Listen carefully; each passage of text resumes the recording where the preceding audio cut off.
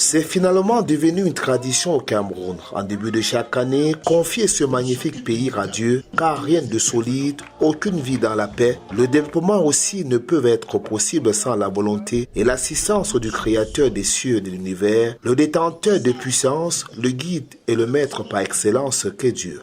Lorsqu'on veut faire sans Dieu, on se rend compte à un moment qu'on s'égare, qu'on se perd et on commence à vivre des difficultés. Vous avez vu, nous avons remis entre les mains du gouvernement le drapeau, un drapeau qui certainement a été pollué, a été profané. Nous l'avons sanctifié, purifié. Donc nous avons remis au gouvernement les symboles de l'administration de notre pays. Donc c'est un symbole fort que nous renvoyons non pas seulement au gouvernement, mais à tous les Camerounais, non pas seulement à tous les Camerounais, mais à tous les êtres humains. Les gouvernants ont annoncé les couleurs de ce que l'année va être. Maintenant, il nous revient à nous de prier Dieu afin que réellement le contraire se produise. Parce que c'est là où relève le miracle de Dieu. Ça veut dire qu'au moment où tout va mal, lorsque tu cries à lui, lui vient intervenir pour que tout aille bien.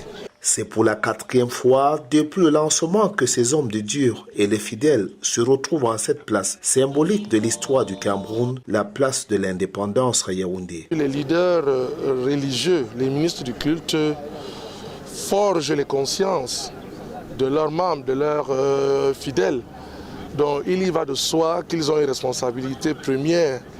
Ils sont venus des 4 coins du Cameroun et pour cette année 2023, les organisateurs rassemblés autour de l'association des leaders pour la paix et la cohésion sociale ont voulu un instant solennel de prière pour le Cameroun plus ouvert, en tendant la main à d'autres confessions religieuses et autorités morales. Seigneur, nous te prions d'accroître tes bénédictions et ta prospérité à notre pays, le Cameroun. Éternel Allah, le Tout-Puissant, établit des liaisons et de gloire entre tes serviteurs. Pour les imams présents, cette initiative de l'association des leaders pour la paix et la cohésion sociale, portée par l'église pentecôtiste au Cameroun, mérite tout le soutien nécessaire. Cette journée nous marque une historicité de l'amour de la patrie en ce jour mémorable. Le Seigneur a voulu que cet espace vital qu'est le Cameroun soit pour nous tous. Et la paix, sans la paix, nous ne pouvons rien faire. Sans la cohésion sociale, on ne peut absolument rien.